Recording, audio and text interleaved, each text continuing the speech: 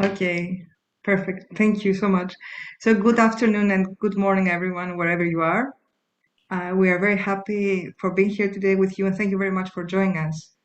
So, on behalf of the Association of Social Anthropologists Greece, I'd like to welcome you to the first workshop we're actually organizing that is open to the audience with the title Afghan Women Beyond Victimization and Orientalism Anthropological Perspectives. This seminar is being recorded and it's also live streamed on the Association of Social Anthropologists Greece YouTube channel. So I am Katerina Rozakou and I'm president of the board of the association. I will be coordinating today's seminar. Labrini Stiliou is the vice president of the board and she will read the questions posed by the audience at the chat and on YouTube. We are heartened by the interest in the seminar and the four renowned anthropologists who have accepted our invitation, and they are with us today. And we have the honor of discussing with four anthropologists who have done extensive fieldwork in Afghanistan, and in particular with Afghan women. And they are, in alphabetical order, Sonia Ahsan-Tirmizi from Columbia University, Julie Billaud from the Geneva Graduate Institute, Anila Daulatzai from the University of California, Berkeley, and Lindisfarne from SOAS, School of Oriental and African Studies, who will discuss about the war against terror and the missions to save, in inverted commas, Afghan women, the military-humanitarian intervention and feminism in Afghanistan. Before presenting the four speakers and giving them the microphone, I will briefly mention our thoughts while we were organizing the seminar. Our association is very young, almost 1 year old now, and as a scientific and professional association, it aspires to disseminate and promote anthropological knowledge and practice, to make anthropology known in Greece, and also to intervene in the public sphere on burning contemporary issues. So we inaugurate this effort with today's seminar on Afghanistan and Afghan women in particular. The seminar was Labrini's idea, and whose thoughts echoed our shared concerns around the dominant and simplistic representations of Afghan women that once again emerged with the withdrawal of US military forces from Afghanistan last August and the Taliban's return to power. In various media and other reports from the region, and in the resounding calls to the West to protect Afghan women and girls, we encountered familiar and simplistic representations and tropes like Orientalism, exoticism, women's victimization, the demonization of Islam. How can we challenge these discourses and unsettle dominant tropes? How can we discuss and think on the situation in Afghanistan and Afghan women without reproducing the violence they are constantly facing? Epistemic violence, violence veiled with a Western veil of care, salvation, and humanitarianism, and at the same time, without silencing the violence perpetrated by the Taliban. There are three, and probably many more, reasons why we decided to organize today's seminar. In order to problematize and complexify discourses of victimization and Orientalism, we felt the need for ethnographically informed in-depth research and complex anthropological approaches of Afghanistan, with a special focus on Afghan women's perspectives and experiences. The second reason is that we believe that the audience in Greece is largely unaware of the historical and sociopolitical context, the effects of war and militarization, as well as issues of class and ethnicity in Afghanistan, despite the fact that Afghan people are the largest group of asylum applicants in Greece. So 1 in 4 asylum applicants in Greece are Afghan nationals, and the rejection rate was 33% in 2020 for Afghan people. In June 2021, the Greek government designated Turkey as a safe third country for, among other nationalities, Afghans, leading to the rapid rejection of asylum applications and foretelling mass deportations to Turkey. The third reason is that in the last months, Afghan women in Greece have raised their concerns and demonstrated over the pronounced deportations and the situation in Afghanistan. Afghan associations and NGOs in Greece have held discussions with Afghan refugee women in Greece and Afghan women in Afghanistan. So we see today's seminar as an effort to critically reflect on our assumptions regarding feminism, agency, freedom, and imperialism. We also hope that it will help us think of ways to stand in solidarity with Afghan women in their own complex and situated terms. So a few practical matters before I give the floor to the speakers. During the seminar, all microphones will be on the mute mode, and so please write your questions or comments at the chat. Comments can also be submitted by viewers on the YouTube channel of our association. The presenters will try to answer as many as possible considering the time limitations. A very hard question to answer, the language of the seminar. The language of the seminar is English. Due to the lack of financial resources, we could not have direct translation to Greek, or Dari for that matter, or Pashto. Yet, we hope to be able to translate the recorded seminar for future use and to make it more accessible to a broader audience. So before going to the papers and the speakers, introducing the speakers, I would also like to thank and to express many thanks to Pausanias Karthanasis, who is the head of the organization's media team and the member of the board of our association. Pausanias has been working endlessly for many days in order to make this event possible and accessible to a wider audience with our very poor technological means. So we're very happy that we're able to do that. And now to our speakers who responded positively and very enthusiastically to our invitation without knowing us, most of them at least. So I will present the speakers in order of appearance. I will mention a few words regarding their background and their profile so that you know who these wonderful speakers are. Julie Billaud will be our first speaker, and her title, the title of her paper is Afghan Women and the Global War on Terror. Julie is Associate Professor of Anthropology and Sociology. She's a legal and political anthropologist, and she joined the Graduate Institute in 2019, where she teaches human rights and the politics of culture and comparative humanitarianisms, in the plural tense, human rights and the anthropological perspectives. Julie earned her PhD from the University of Sussex and the L'École des Hautes Études en Sciences Sociales, and she's author of the ethnographic monograph Kabul Carnival, Gender Politics in Post-War Afghanistan. Her current research interests span from the relationship between ethics and politics in humanitarian action to the transformations of global governance processes resulting from the encroachment of neoliberal forms of management in public affairs. I will give the floor to Julie and I will present each speaker before they speak so that you do not lose the thread of the talks. So thank you very much, Julie. The microphone is all yours. Thank you so much, Katerina, for this very generous presentation. And I want to apologize for being late. I didn't realize that there was an hour of difference between Greece and Switzerland. So really, really sorry for making you wait. I want to make sure that I can share my screen. Can I? Apparently I can't, Katerina. So perhaps Pausanias can convert you to a host, if that's okay with him too.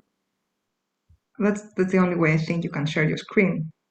That is right. However, this will not give me the possibility to admit entrances. This is a problem, but we can try, and everybody that come now will be able to join after the.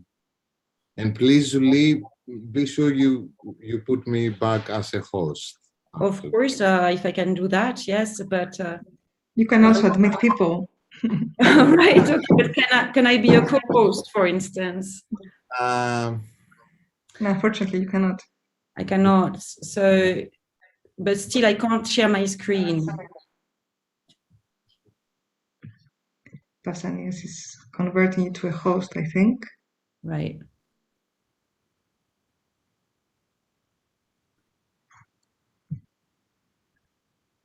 Mm-hmm. No. Mm-hmm. So I am a host now, so I should be able of sharing. Okay, here we go.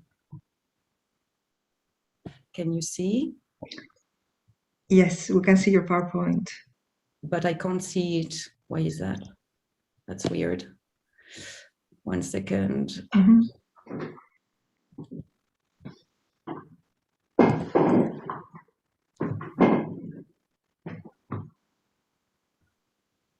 Right, okay, so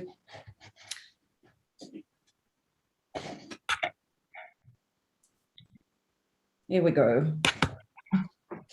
Right, I want to start my presentation showing you this image. 1 second, this is doing weird things. Okay, so this is the image with which I start my presentation.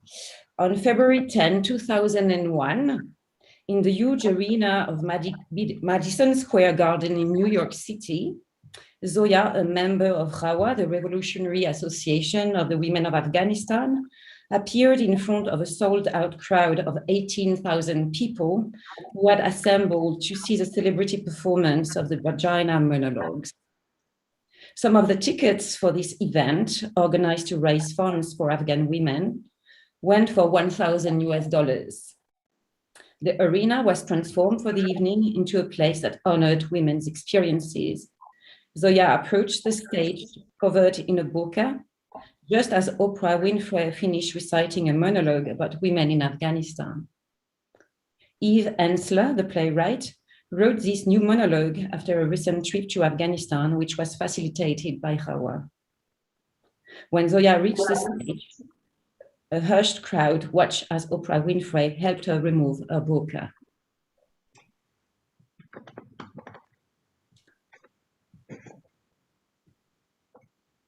This public unveiling of a Muslim woman is not a new trope in imperialist propaganda. It is, in fact, an old colonial fantasy. In Algeria, under French rule, women's veils were equally presented as a sign of their oppression, a sign of a patriarchal culture and religion from which France had to liberate them. Women were encouraged to unveil, and French authorities organized public events during which women removed their veils as a way to mark their newly gained emancipation. The justification of the colonial mission by the need to save Muslim women can be interpreted, according to the Egyptian-American scholar of Islam, Laila Ahmed, as a form of colonial feminism. It is to say, a form of feminism that appropriates women's rights in the service of empire. The images of burqa-clad women that circulated in the press prior to the military intervention in Afghanistan after 9/11 serve to depict the country as primitive, irrational, violent, despotic, fanatic, and essentially inferior to the West. This level of attention to the plight of Afghan women was in sharp contrast to the silence that had marked the years of civil war after the withdrawal of the Red Army in 1989. Furthermore, the international community's focus on culture, religious belief, and the treatment of women prevented the examination of the US role in the development of oppressive regimes in the region. Dominant representations of victimized Afghan women, as Laila Billaud argues in her 2001 article published in American Anthropologist, serve to, I quote her, artificially divide the world into two separate spheres, recreating an imaginative geography of West versus East, us versus Muslims, end quote. The figure of the Afghan women that emerged out of these discourses was one of a model subject of humanitarian aid, a victim in need of rescue, innocent, silent, and powerless. Gender, instead of a prolonged situation of structural violence derived from 20 years of civil war, of Cold War and post-Cold War armed conflict, was identified as the main reasons for women's suffering. But portrayals of ahistorical Afghan women did not only serve to attract popular support for the intervention. The narrative aesthetics of news reports had the ritual power to constitute Western spectators as publics, as collectivities with a will to act. The spectacle of women's suffering activated moral sentiments validating women's deservingness and the need to take swift military action on their behalf. Interestingly, similar discourses were mobilized by the Russians to legitimize their occupation of the country from 1979 to 1989. During their rule, women were equally displayed as symbols of the great leap forward the country had made toward progress, thanks to their support.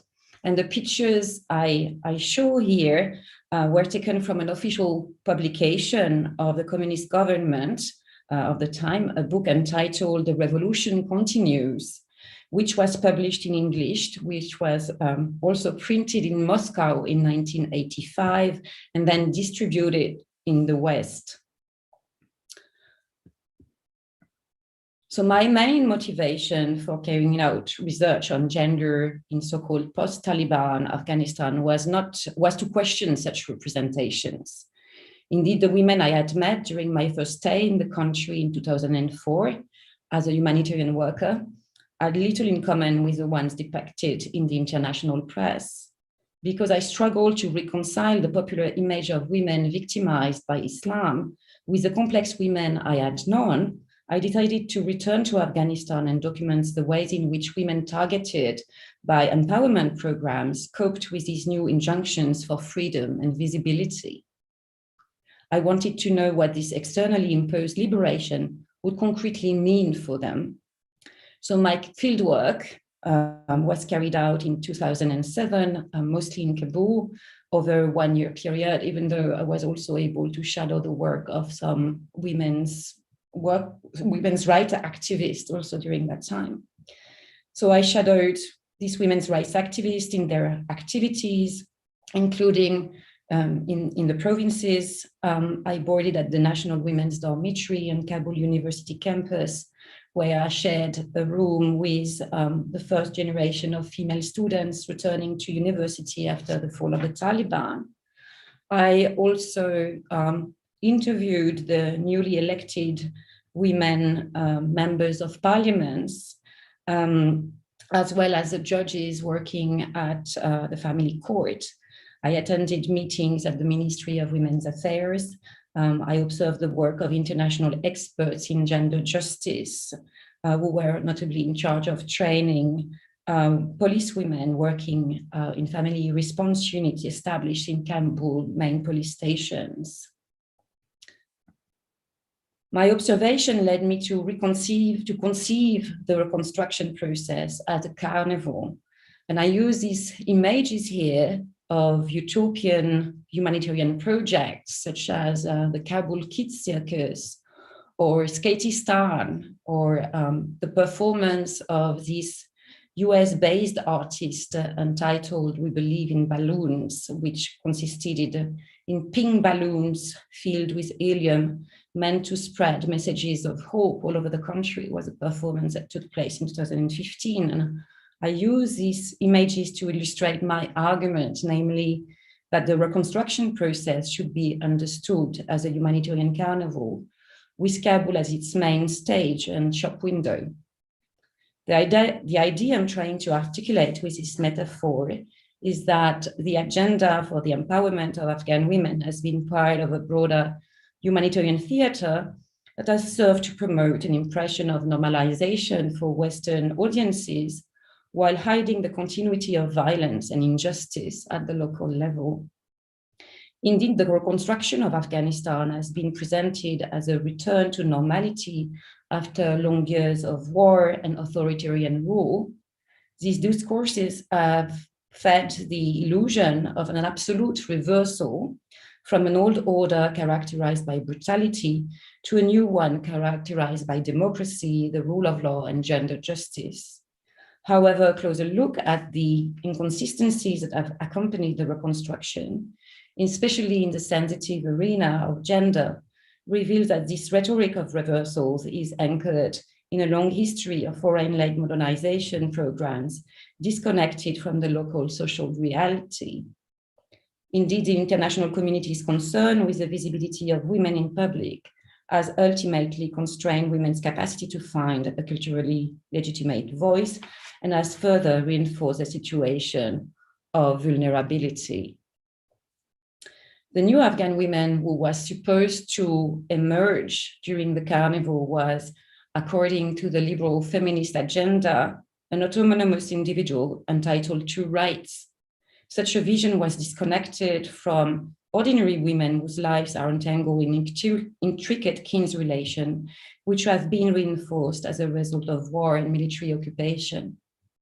The international community's liberal peace agenda was promoted through workshops, conferences, and training, as well as other self-help methodologies. These humanitarian gifts were part of the standard toolkit of good governance designed by international donors. Inspired by corporate management culture and influenced by neoliberal thought, their message was based on the view that the main actor of social change is the individual, an individual detached from external constraints and whose will is essential to bring about progress. Workshops were part of a civilizational project with deep symbolic and cultural implications. The subtext was that Afghanistan had to catch up with modernity, and that its states, representatives, and citizens had to break away from ignorance and tradition by publicly embracing women's rights and gender equality. Enshrined in standard bureaucratic state-building practices, workshops, and trainings were therefore colonial technologies of power, mobilized to govern subjects and diffuse in society narratives of progress, rationality, and freedom. Discourses of freedom and liberation, reiterated by international actors, had the effect of reinforcing a sense of urgency in maintaining communal boundaries along stereotypical gender lines, with a nation imagined as an idealized, desexualized maternal figure in need of protection. Over the past 20 years, the ideological framework of the reconstruction, with its liberal notions of equality and human rights, together with the war against insurgent groups, that has led to massive displacements of populations and the killings of hundreds of thousands of innocent civilians, have reinforced popular anxieties around identity. Pressurized by their community to remain faithful to their culture, religion, and tradition, on the one hand, and encouraged to access the public and become visible by global forces, on the other hand, women stood on the front line of a symbolic battle between competing notions of honor, modernity, democracy, and the role of Islam in society. The lynching in 2015 in open daylight in Kabul of a young woman called Farhunda, falsely accused of burning the Quran, has to be understood in this very tense context marked by deep inequalities, continuing war, and the emergence of lumpen youth enthralled to radical Islam and violence. Farhunda belonged to this new generation of women emboldened with human rights discourses who thought they had a voice in the new Islamic Republic. She was beaten to death and her body was set on fire by an angry mob, while the Afghan police simply stood by and watched. Farhunda's murderers were never arrested. This tragic episode, which occurred only 6 years before the Taliban takeover, is a powerful illustration of the pervasiveness of violence against women and impunity in the so-called democratic Afghanistan. It also tells us that brutal corporal punishment meted out by the mob on religious grounds, especially to a woman, is not just the domain of the Taliban. Furthermore, it is relatively easy to see in this public and collective unleash of brutality on a woman's body the frustration of decades during which men were told to respect women's rights, a discourse that implicitly reinforced the assumption that Afghan men were essentially barbarian misogynists who had to be educated. The metaphor of the carnival as a public sedative which functions through the temporary reversal of hierarchies helps me describe the coping strategies women routinely deploy to maintain some agency. It is through the ambivalent work of what Michael Herzfeld called cultural intimacy whereby aspects of Afghan cultural identity that are considered a source of international criticism are nevertheless used to provide insider with a sense of national comfort and ontological security. So it is through the work of cultural intimacy that women creatively transgressed and to a certain extent reproduced nationalist ideologies. Women sought to optimize the terms of recognition in their immediate local lives in various ways. Women members of parliament, for example, developed strategies of dissimulation to get public recognition. They, for example, wore chadri when visiting their native provinces and used nationalist representation of self-sacrificing mothers to subtly denounce the conservative views of women's roles in society held by former mujahideen sitting in the parliament. University students sought to distinguish themselves as modern educated women, yet consideration about modesty in Islam remained central in the defense of their sartorial choices. Women's rights activists made reference to women's rights in Islam and mobilized cultural repertoires of dutiful daughters and obedient wives to raise awareness on violence against women. Because popular discourses associated democracy with women becoming loose, leaving Islam and violating traditional values, rights could only be claimed by women in a language that had local resonance. It is to say, through the language of kinship and Islam. Women claim rights as daughters, mothers, sisters, entitled to the care of their male relatives.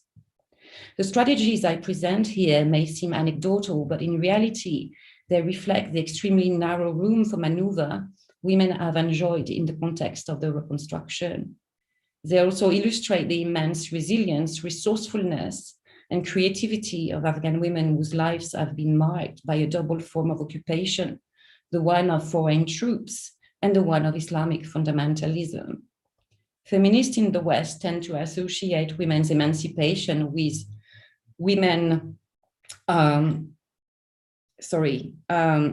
with public visibility and a clear breakup with patriarchal cultures and traditions.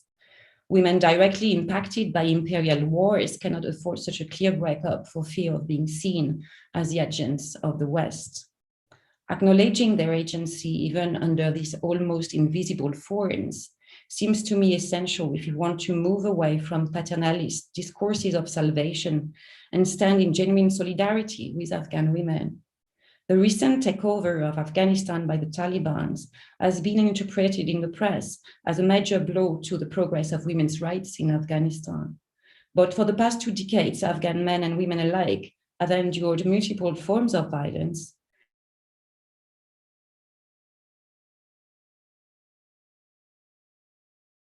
The terror of drone attacks, mass arrests and torture. Violence also took more insidious forms, such as the one of humanitarianism, which forced women to perform certain roles so as to qualify as deserving recipients of aid. I want to conclude my presentation by showing an image of a women's protest in Kabul, which took place a few days after the Taliban takeover. This image illustrates women's courage and their determination to continue the struggle for their rights. But the image also hides the reality of the other Afghan women, the ones from the countryside or from other ethnic minorities who have lived on the war's front line and who see in the Taliban a possible return to peace and stability. The Taliban takeover has restored some kind of order to the countryside, while plunging the comparatively liberal streets of Kabul into fear and hopelessness. This reversal of fates brings to light the unspoken premise of the past 2 decades. If US troops kept battling the Taliban in the countryside, then life in the cities could blossom. But can the rights of one community depend on the deprivation of rights in another? In my view, a true politics of solidarity requires that we recognize the plurality of Afghan women's experiences and that we see in their often covert and sometimes open attempt to renegotiate the boundaries of the gender system, the colonial legacies that have historically maintained them as second-class citizens, and the multiple wars that have left the country poverty-stricken, aid-dependent, and deeply traumatized. Thank you.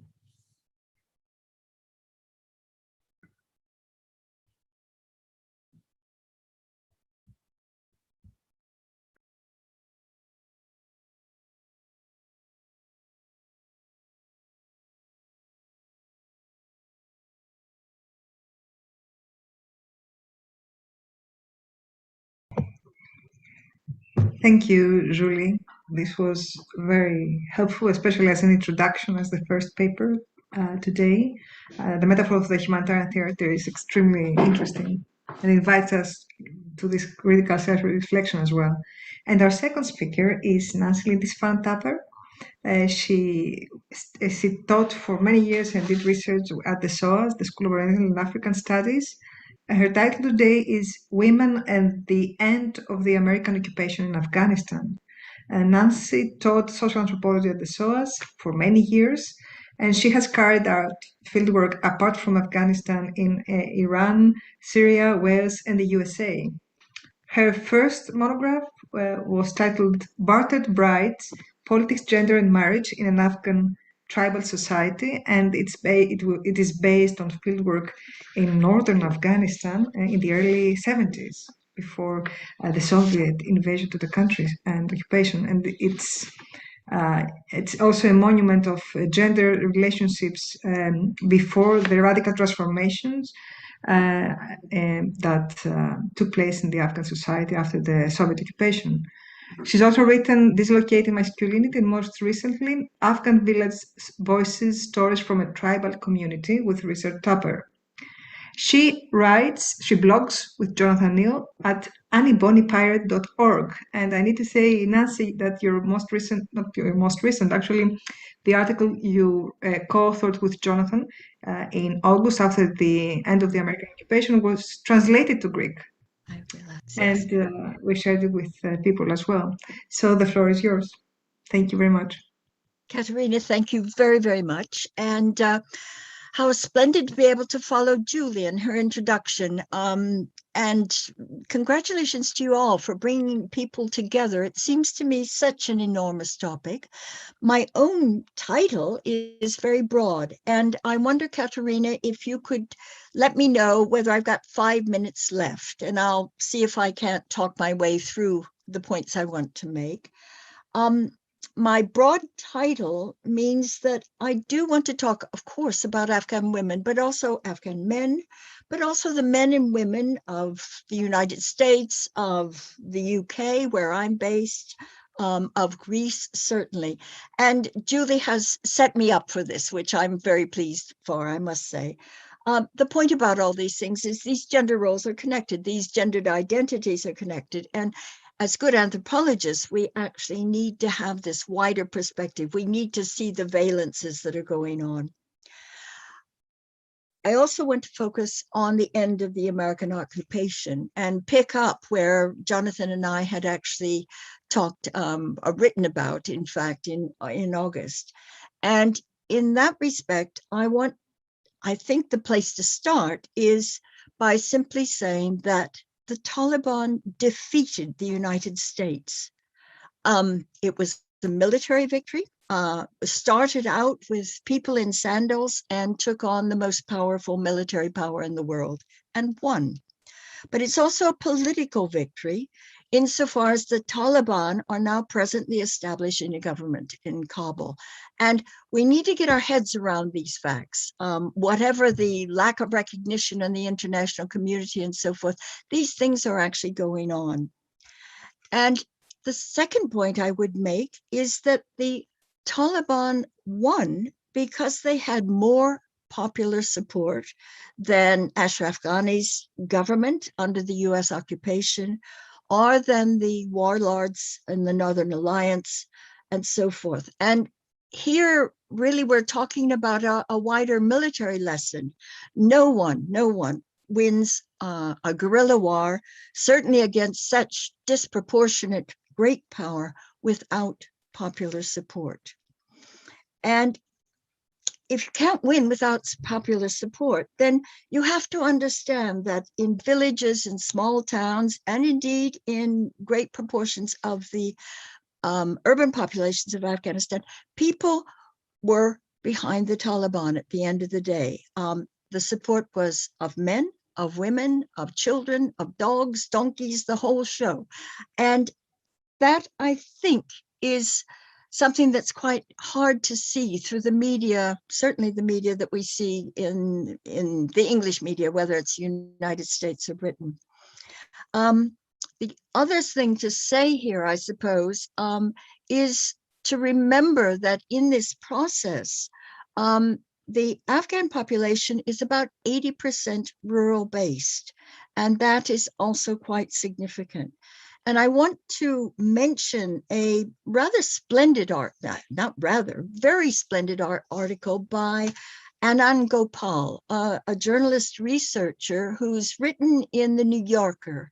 He did a long paper, I think on September the 12th is what I remember, called The Other Afghan Woman. This is a journalist who's also written a book called No Good Men Among the Living. And his Other Afghan Woman article in the New Yorker changed what the New Yorker was saying. The New Yorker came out very conventionally, Biden has done this and so forth and so on. And 3 weeks later, they published the piece by Gopal.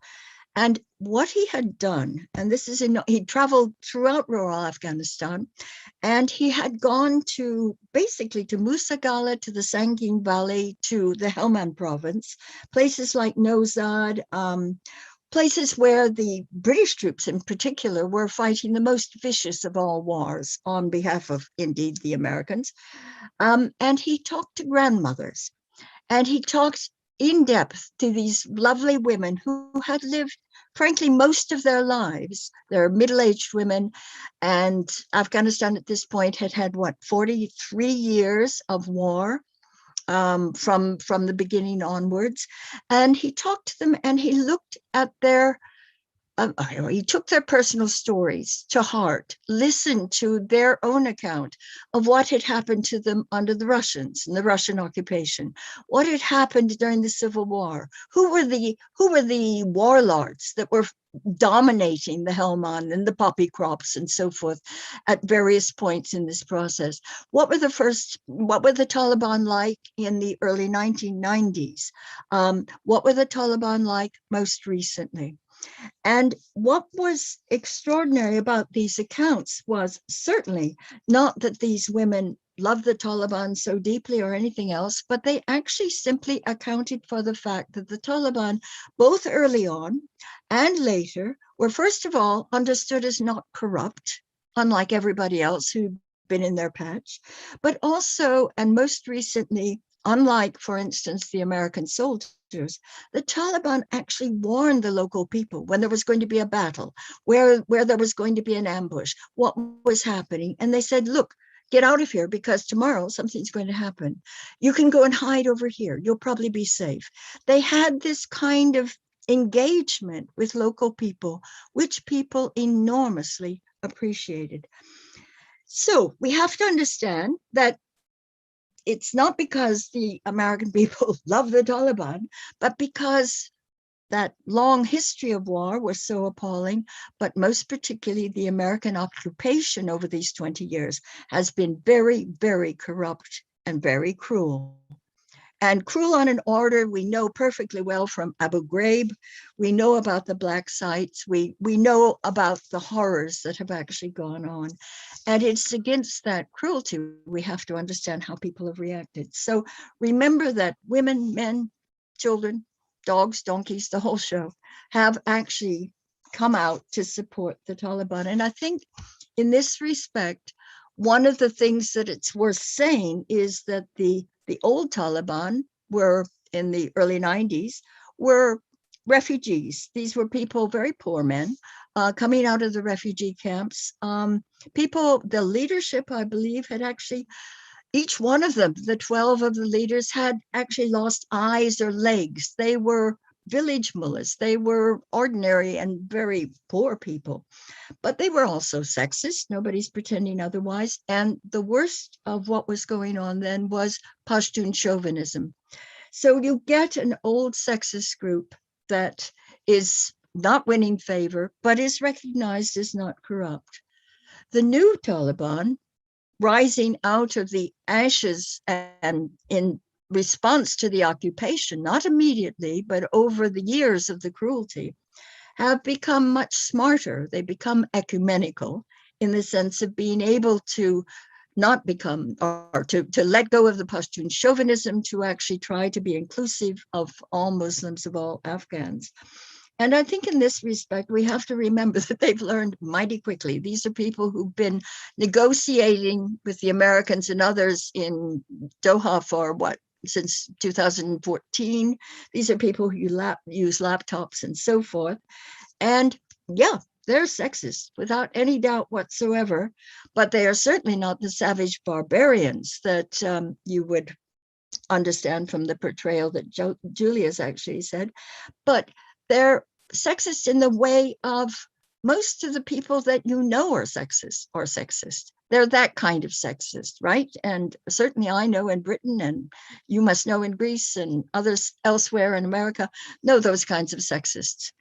I think that's important. I think the other side of this is, just to pick up, I suppose, on what Julie was saying, is that, yes, these images of the passive, helpless Afghan woman who needs to be need to be saved and so forth, is basically no more passive or helpless than you are, than your mother is, than your daughters are, and so forth.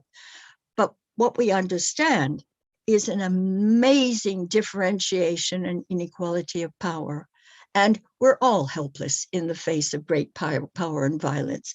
Men are helpless, women are helpless. And I think we have to remember the helplessness, therefore, of Afghan men as well, and put this into a picture. It's a class thing. And this, I think, is part of what Julie was saying about the cities, the people associated with the occupation. Of course, they're going to, with the Americans gone, the money is gone, the support is gone, the protection is gone. And those basically middle-class Afghans who willy-nilly, for whatever reasons, opportunism or necessity, have been associated with the occupation, of course they're going to be scared to death. They've been associated with an occupation. Of course they ought to be offered asylum, as with all the occupiers, whatever they are, NATO countries, Britain, the United States. This is enormously important, but it is a class thing. And there will be many people in those urban areas who are not feeling like this, but as Julie said, are actually relieved because these non-corrupt people, they may not stay non-corrupt. People in power don't usually manage to do that. But these people who are actually looking at a rule of law, an Islamic law, which is sexist for sure, but an Islamic law and a non-corrupt kind of perspective to bring some peace. So we've got a very complicated picture here, but class is one of the absolute key things I think we have to put into this picture. Julie said so much about who actually supported the saving of Afghan women. The Liberal Democrats are more important than anywhere else, but I think it's also worth remembering something about the war on terror actually has also been politically defeated in the United States. So the Trump supporters and Trump himself wanted to get out of Afghanistan. They wanted a kind of isolation. They want to make America great, but they don't necessarily want to dominate the world militarily, because the people who were going back for term after term, the soldiers, the American soldiers, were seeing the stupidity of this war, but also other things. So you've got another kind of twist in understanding class dynamics of liberal women, establishment Democrats and Republicans in the United States wanting to save Afghan women, as we saw with Oprah and the whole vagina monologues thing that Julie started with. But at the same time, we've got Trump supporters who are unbelievably sexist and racist and Islamophobes, at the same time wanting to get out and to leave all this behind. So the world is a very complicated place.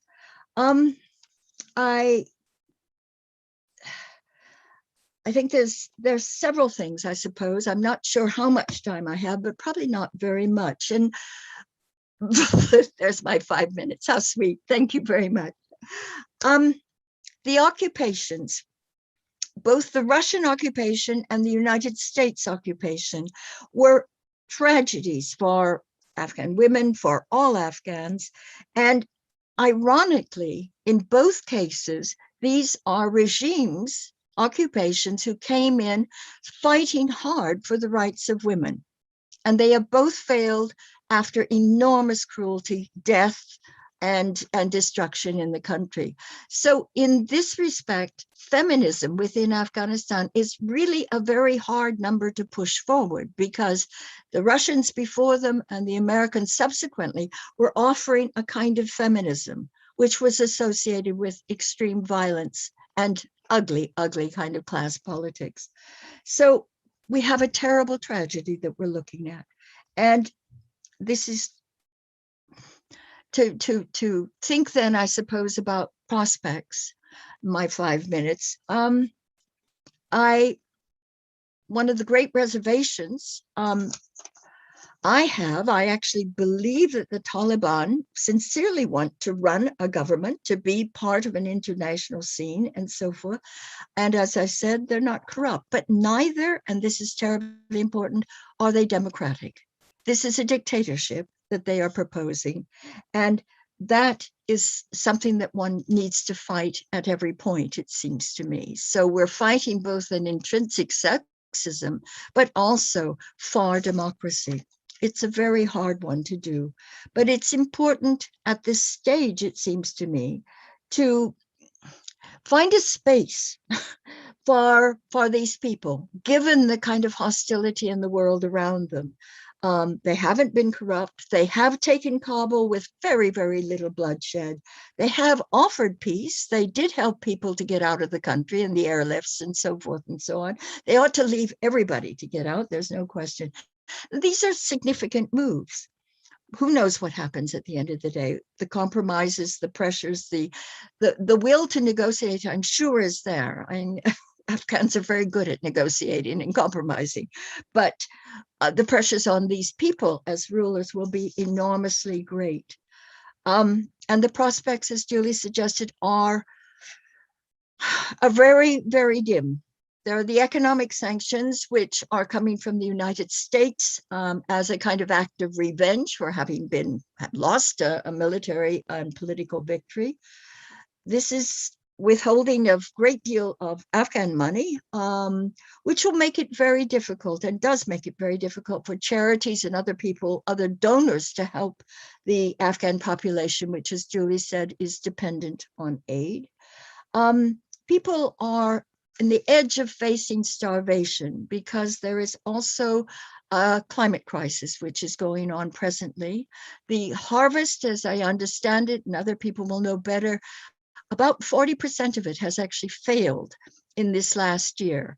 And this is one of a series of droughts. They've been going on since 1955, and they become increasingly frequent and increasingly desperate. So there's a huge rural population, particularly, but also an urban one, who are very hungry.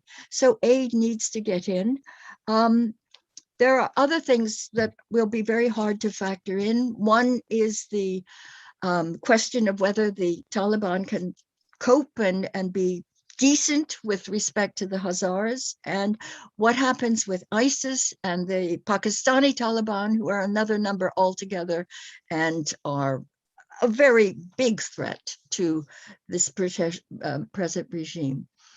But there are other things that maybe they have going for them, and this is almost unbelievable to imagine.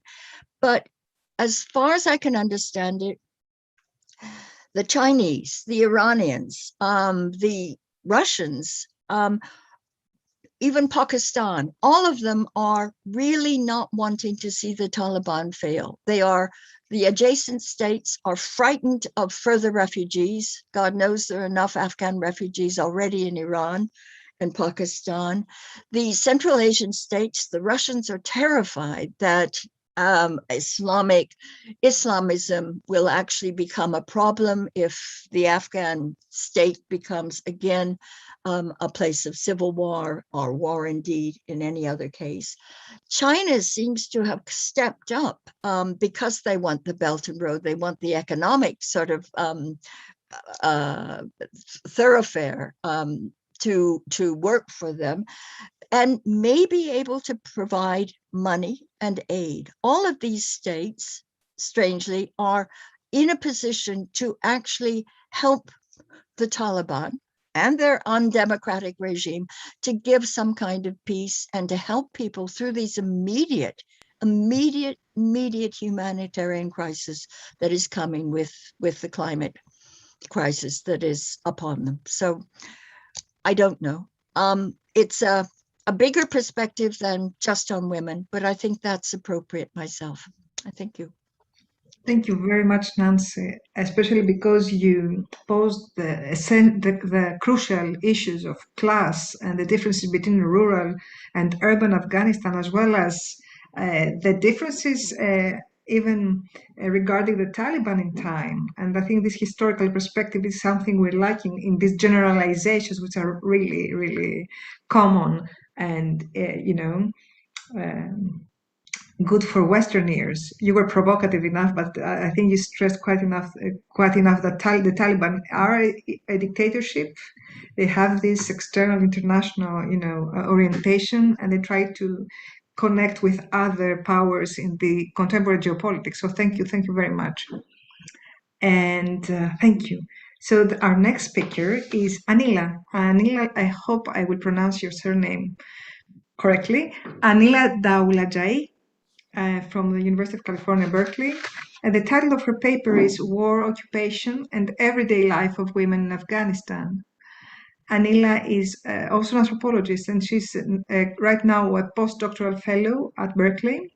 She's taught in prisons and universities across 3 continents, and she has been conducting research in Afghanistan, as well as with Afghan refugees in Pakistan since 1995.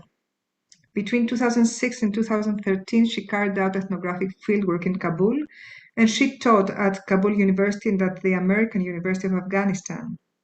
Her past and current research projects look at widowhood, heroin use, and polio through the lens of serial war. She's currently completing her book manuscript provisionally titled War and What Remains: Everyday Life in Contemporary Kabul, Afghanistan, based on ethnographic research with widows and their families in Kabul. In her book, she explores everyday life amidst a current war and occupation with a backdrop of prior wars, occupation, and humanitarianism. So thank you very much, Anila, for being with us today. And I will give you the microphone now. Yeah. I'm honored to be on this esteemed panel, particularly with a respected professor, Nancy Lindisfarne, who pioneered the study of gender in Afghanistan. I thank Katerina and Lamrini for the invitation and their solidarity work and the work of others in the Association of Social Anthropologists Greece for organizing this event. Now, I would like to use the generous time I've been allotted to actually not focus exclusively on gender. I'm following Nancy and appreciate that Nancy set that up already, right? So I want to focus not exclusively on gender and instead focus on war, serial war. Now, serial war is an analytic concept I came up with more than a decade ago to attend to the stunning violence Afghans have faced. And when we take an exclusive focus on gender, we miss the obvious, which is violence and war. War literally makes possible the conditions of possibility, makes impossible the conditions for Afghans of any gender to thrive and truly be alive. I'll use the question and answer to answer specific questions about how war structures gendered possibilities and impossibilities by drawing on my 3 decades of war in Afghanistan. For now, I'm going to be reading from the introduction to my forthcoming book on Afghanistan. And my introduction is called Serial War and the Cunning of Imperial Time. I start by reading from a novel by Jamil Jan Kochai, 99 Nights in Logad. So for the next few days, I did Dawood's homework. It was easier that way. We just randomly went over words: sad, khafa; anger, qad; rifle, tupak; tank, tonk; war, jung. No, jung is like a fight. War is bigger. Dawood looked to Gul. What's the word for war? I don't know if there is one, he said. Zia, can you think of the Pakhto word for war? Wood, like a fire? No, Dawood said, war, like. And Dawood took up a stick and turned it into a club, into an axe, into a sword, into an AK. And he picked off targets on the road, the steer in the fields and the kids in passageways, and the sleeping donkey and the wasps in the mud and the dust on the road and the birds and the leaves and whatever else passed us by. And we were so impressed with his demonstration, we didn't think to stop him until he accidentally took a shot at someone Gul thought might have been a T. And Kochai uses T to denote Talib or Taliban. It is remarkable that as the United States has performed its ground war withdrawal from Afghanistan, the war in Afghanistan, or more accurately, the war on the people of Afghanistan, is spoken of with such certainty by everyone else, while Afghans struggle to even find language for it. Jung is like a fight. War is bigger. What's the word for war? The struggle to find a word, words that would capture the range of affects or magnitude of death dealing in contemporary Afghanistan is not a linguistic deficiency of Pashto or Dari, but an inability for words in any language to capture the work of violence in the space of Afghanistan. James Baldwin, speaking on the Vietnam War, put it simply: a racist country cannot but fight a racist war. The war on the people of Afghanistan is a racist war. In the fuller introduction to my book, I unpack two signature formulations, the Forever War and the Graveyard of Empires, and reflect on disclosures from the Afghanistan papers that I argue are attempts at a turn toward innocence, inculpability, and even redemption for an illegal criminal war and occupation that came to also be known as the good war of the post-9/11 era, the war in which the war on terror found much of its sustenance politically and culturally. Now, I'm only reading a limited section on the Forever War, meanwhile disrupting it and perhaps to signal contempt for the way sensibilities were disciplined all along about the war on the people of Afghanistan and how Afghans have been racialized all along. So I'm using Forever War here precisely as it's deployed by military establishment and now the general public to describe national security counterinsurgency campaigns from Afghanistan to Iraq, Pakistan to Somalia and beyond. I'm not using Forever War critically to capture US Forever War since its creation. For example, the US's longest war with native populations, as I have done elsewhere. The war on the people of Afghanistan is referred to as the Forever War by pundits as well as the general public.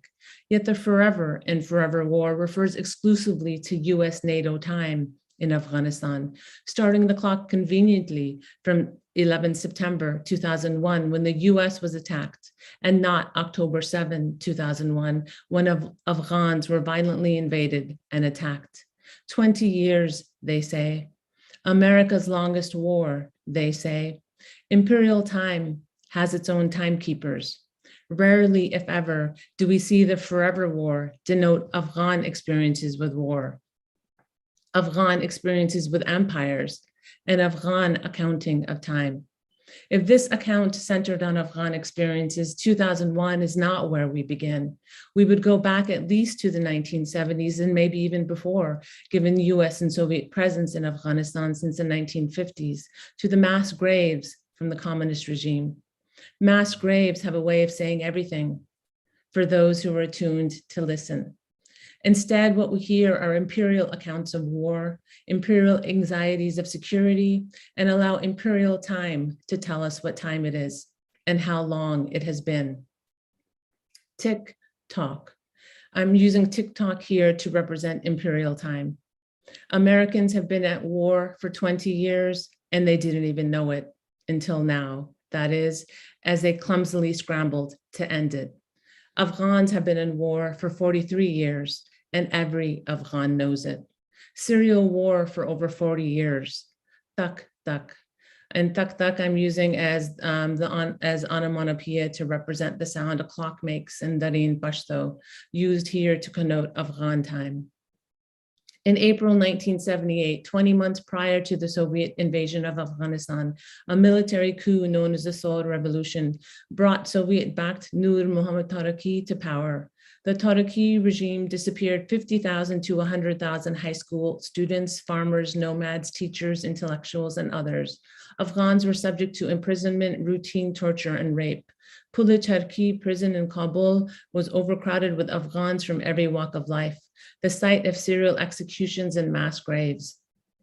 Afghan families are still haunted by the brutalities and violence of the Taraki regime. Until today, families are awaiting acknowledgement for the deaths of their family members. Tak, tak.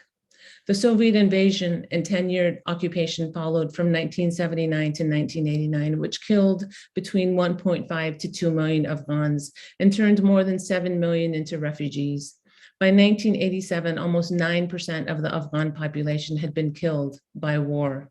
I'm quoting anthropologist Mahmoud Mamdani, who wrote on the Soviet occupation of Afghanistan in 2002. Now, his numbers differ slightly from the ones that I just gave, but I hope his point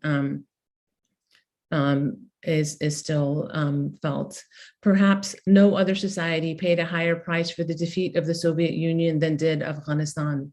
Out of a population of roughly 20 million, 1 million died, another 1.5 million were maimed, another 5 million became refugees. UN agencies estimate that nearly 1.5 million have gone clinically insane as a consequence of decades of continuous war.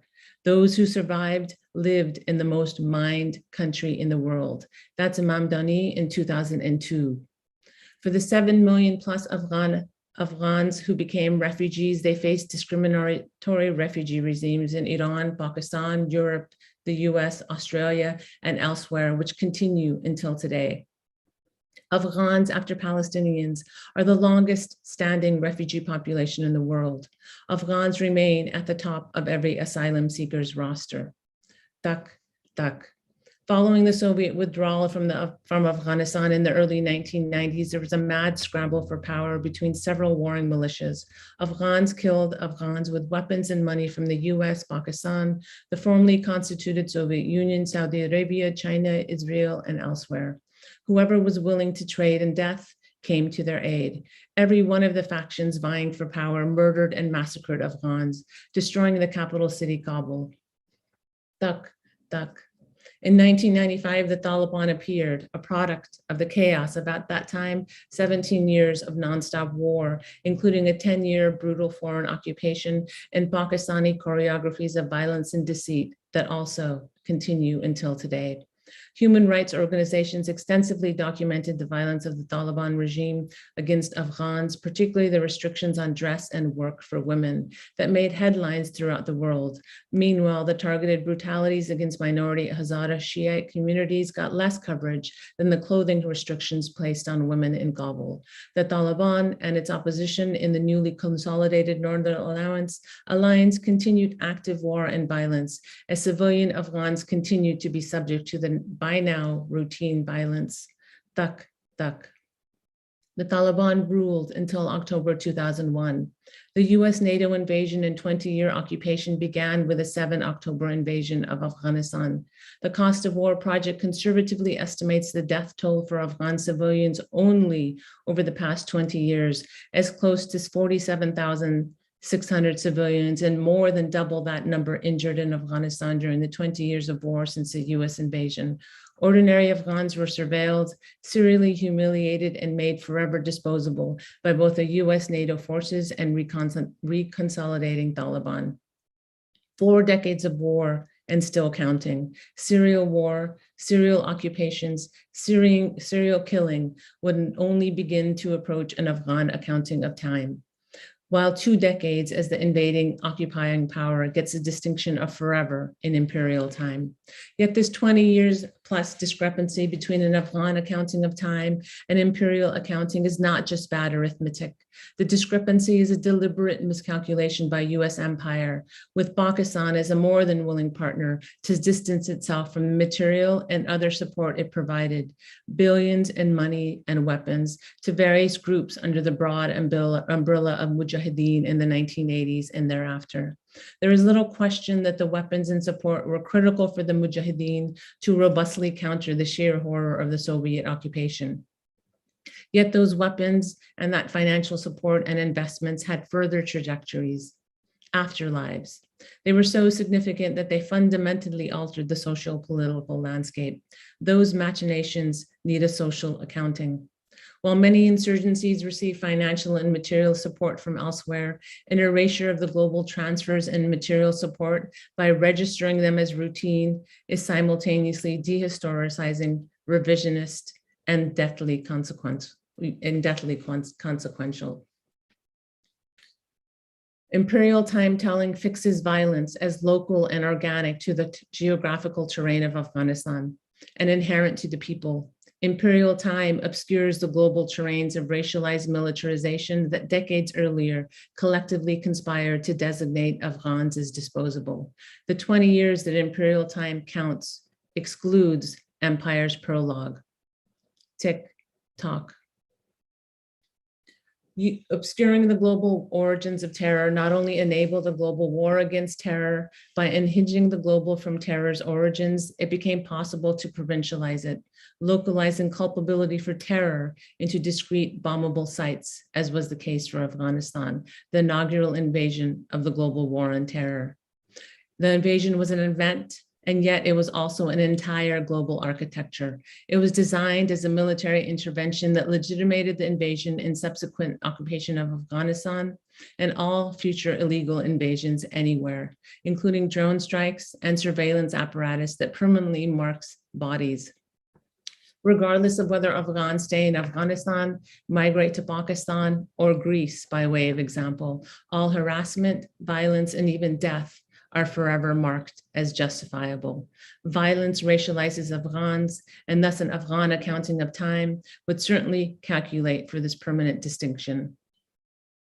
US empire has done the work to make it appear that by remaining in Afghanistan, the 20-year occupation was a gesture of care, humanitarian, nation building at the expense of an increasingly frustrated, fed-up population in the US.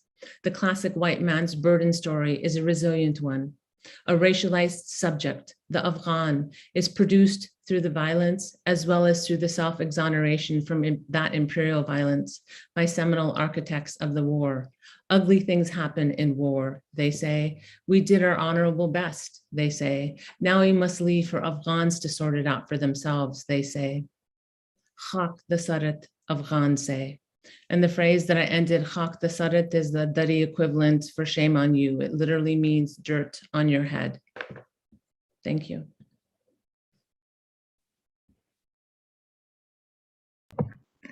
Thank you. Oops.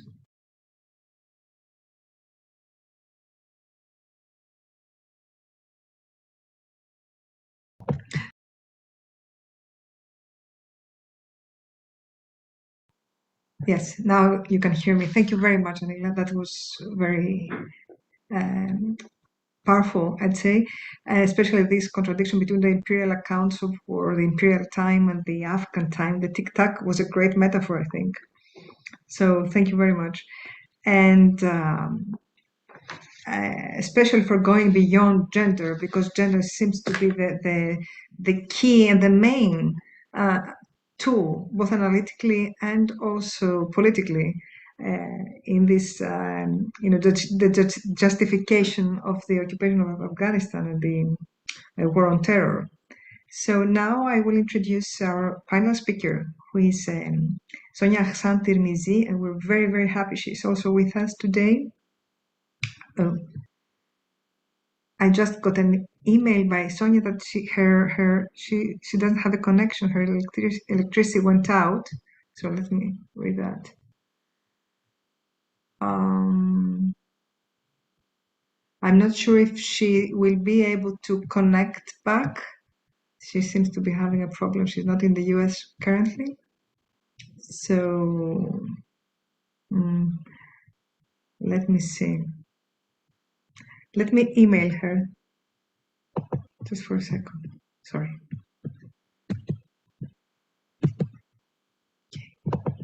Apologies. Katerina, she just appeared. Oh, sorry. It's very hard to do many things at the same time. So thank you. Thank you, Sonia. Sonia, can you hear us? I was just about to introduce you. Let me see. She's probably in now. Yes, she's in. I can see her name. So, Sonia, can you turn? Okay, Sonia, we're just about to introduce you to say a few things about you and your work. Can you turn your camera on, please? Thanks. So, we've actually been reading your book with Labrini in the last weeks, and we were really excited that you managed to be with us because we find this is a very powerful ethnography and very much detailed and very sensitive. So, Sonia Ahsan-Tirmizi received her PhD from Columbia University in 2015, and her book, which was published only in May 2021, so less than half a year ago, is entitled Pious Peripheries, Runaway Women in Post-Taliban Afghanistan, and was published by Stanford University Press. Her work has also started being appearing in collective volumes, such as two chapters entitled Engendering the Taliban and When Muslims Become Feminists. So Sonia, we're very happy you're with us today. I just want to mention that Sonia has done an ethnography in Kabul. Her ethnographic research was in Kabul, and especially she is particularly focused on shelters for runaway women. So thank you very much. The floor is all yours. Hi, thank you so much. And this is, I just starting video. Can you see me? Did I make myself big? Okay, I don't know how to.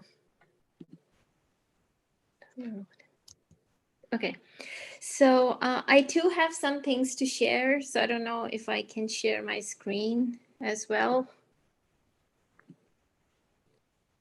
Can I share my screen? Yes, give me 1 second. Okay.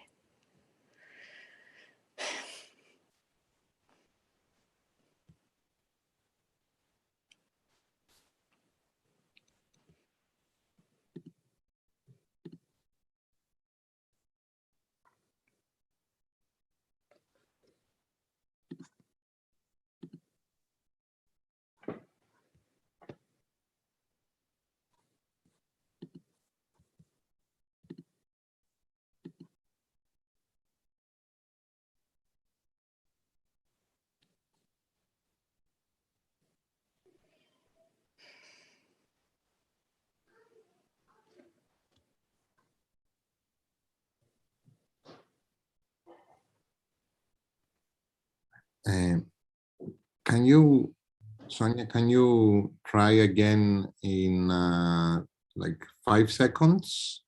Because Okay. I'm going to make you a host. Okay? Okay. Okay.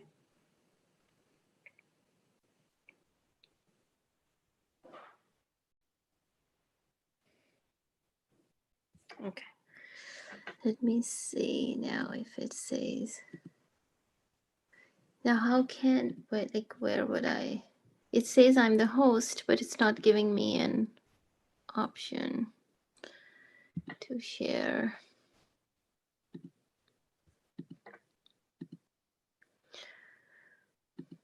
It's not.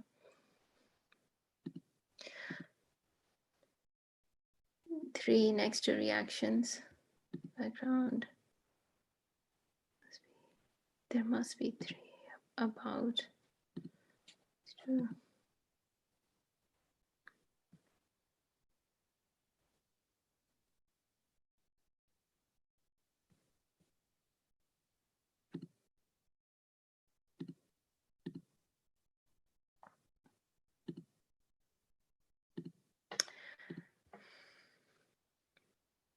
It's, yes, I'm looking for share screen.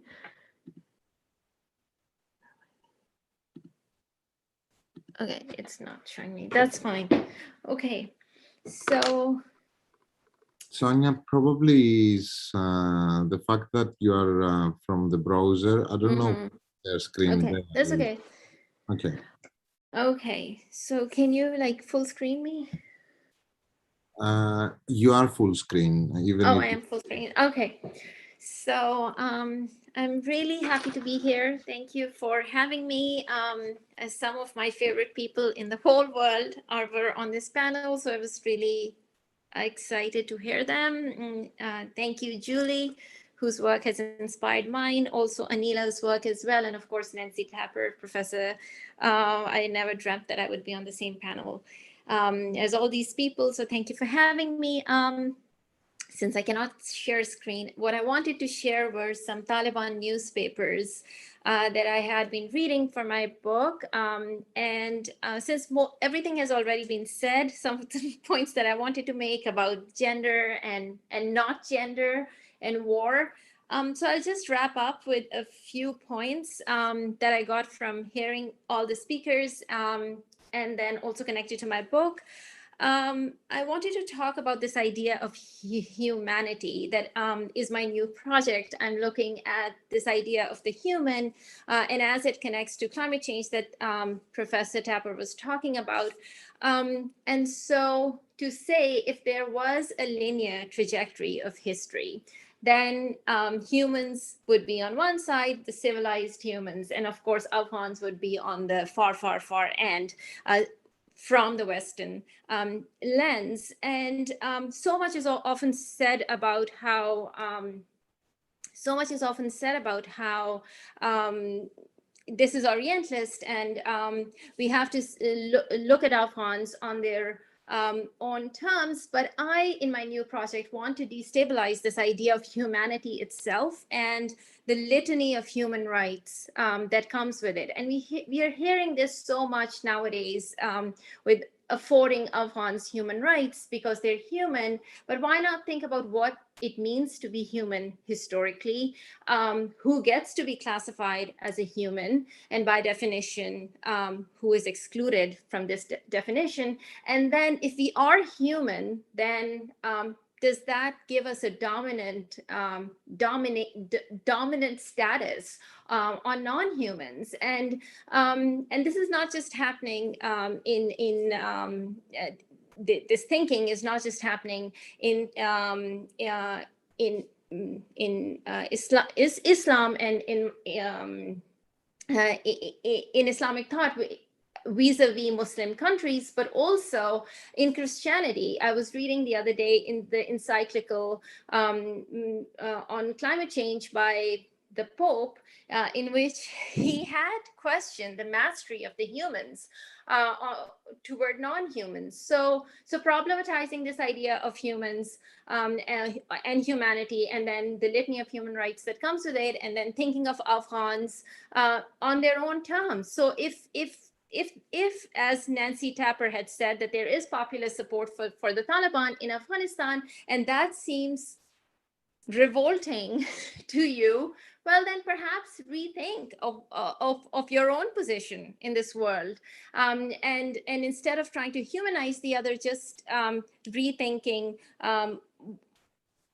that the other may want something different, and that may not seem as appealing to you. And so when I was writing the book, that was one thread that I had in mind, which was problematization of the category of human itself. And then the other thread that I had was actually to familiarize the Western public with the lives of Afghans, because all this is to say that Afghans are humans, right? After all, they are humans. And we said that we're moving beyond gender, but I like to stay here for a minute and talk about gender and Afghan women. That is, after all, the topic of this panel. Afghan women, in my book, I do say that they do want some of the same freedoms. There is a feminist movement in Afghanistan, and this is not to make them more appealing to the West, but just to say that it is happening, which is not connected to Western donors or to Western influence, but happening on its own. And I say that in my book that this idea of resistance, which has become so problematic recently in Western theory, precedes Western influence. So there are writings of women, of Muslim women, that are before the Western intervention, so before the early modern time period. So connecting resistance to the West, any form of resistance, I think that is also a form of violence, because I define feminism in my book as a form of protest, and protest, for example, through poetry. Lande, which the women sing, Pashtun women sing, for example, has nothing to do with American intervention or Western influence. That is local, and that's why I think ethnography is so important, the richness of what it means to be local. Of course, Western influence permeates the everyday life, as Anila was saying. The violence of it is hard to escape, but there is also some forms that we have to understand on their own and not automatically connect them to a Western influence. I say this also because all forms of resistance in Afghanistan get linked to Western influence. And this happens in Pakistan too, by the way, with for example, the Women's March, or any other forms of protest, especially when they're coming from women, always get connected. Any form of emancipatory politics gets connected to the West. And the shelters, for example, automatically get connected to the West. And I think this is a hubris that Western actors have, that they are always supporting an emancipatory politics in Muslim societies or in non-Western societies, and that's actually not the case. For example, the runaway women that I study in my book actually were not getting funding from the Americans. In Afghanistan, a lot of the religious actors get more funding than these women who have no political significance or importance to the West. So I think that this hubris that we have in the West, that any form of protest automatically gets supported by Western funding, because America is always on the side of an emancipatory politics, I think we have to rethink that as well. So those are the points I wanted to make about the problematizing humanity, and then what it means to be non-human, and then where those spaces of plurality are, and then if they're automatically connected to the West. And then on a lot of what Professor Tapper was saying, class and ideology. So for the Taliban, I spent a lot of time actually studying the ideological apparatus of the Taliban and what made them dominant actors. And I completely agree with what Professor Tapper said about them having popular support. And this is why I talked about humanity, what it seems to be human and non-human. But yes, the Taliban do have popular support. And it may seem unpalatable to the Western eye, but they practically walked into Kabul. So I spent a lot of time studying the ideological apparatus, and class may be one factor, but I think that the way that the Taliban's apparatus of domination actually permeates the popular in ways that are transcend class, actually, I would say. And what is that? What is that force of domination? I think it's piety. And as soon as the Taliban took over this time, as they did last time, they reformed this ministry, which is a very which any Afghan would tell you knows all about, is the ministry of Amr bil Maruf wa Nahi Anil Munkar, which means commanding right and forbidding wrong.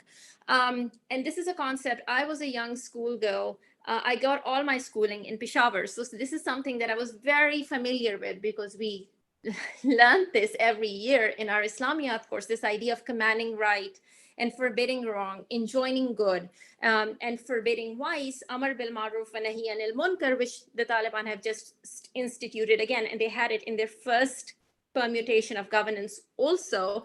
It actually is linked, is not, I would say it's not linked to class, and please educate me if you think that it is linked to class, and then in what way. But this is the main way that the Taliban gain influence, with this ideology of piety. And this is why my book is called Pious Peripheries, because I think this idea of piety, and by the way, this conversation is not just happening in Afghanistan.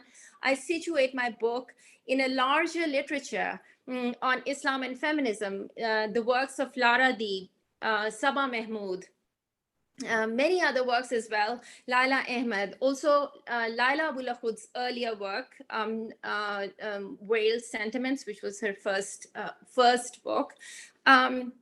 All this work on Islam and feminism, where women are becoming more and more pious, and where piety is being used as an apparatus of domination, and then also resistance as well.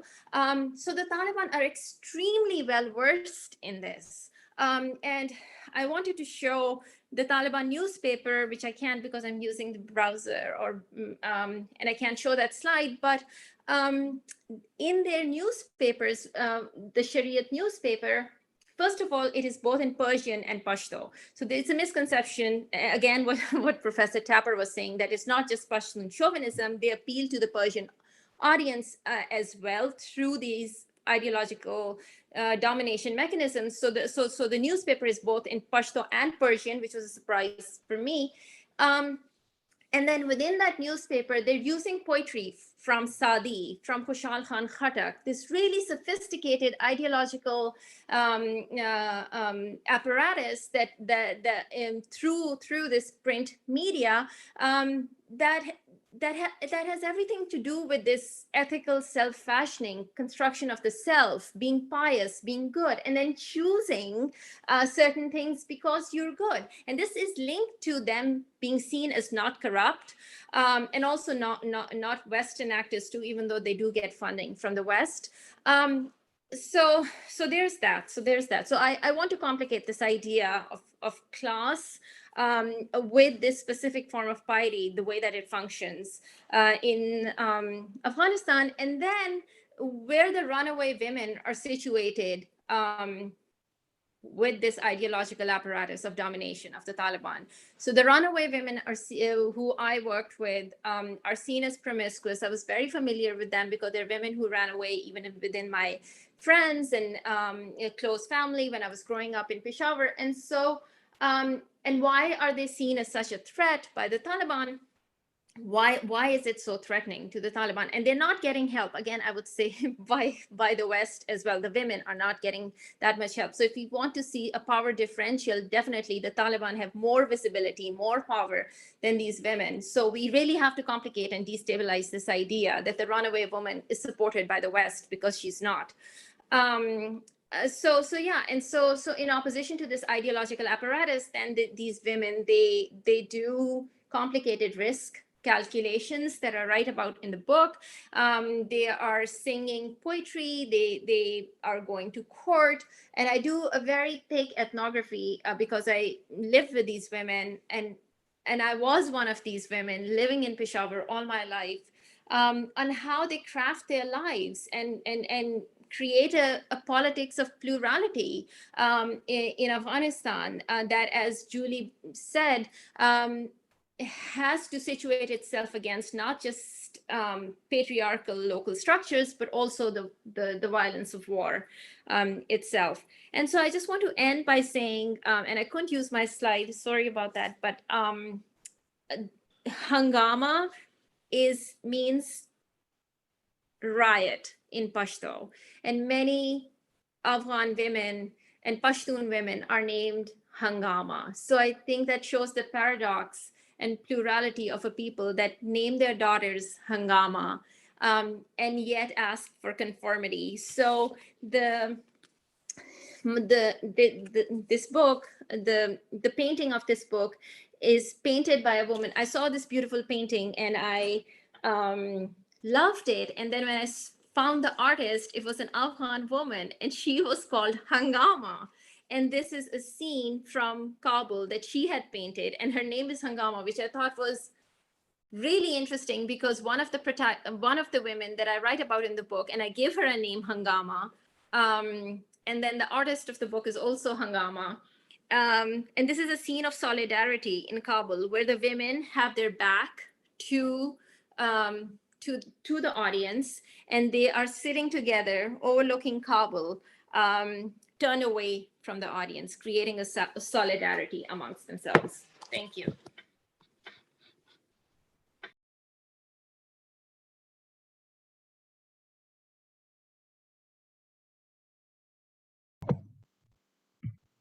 Okay, thank you very, very much, Sonia. I think this was again, you took us to a different direction, also connected to the previous speakers.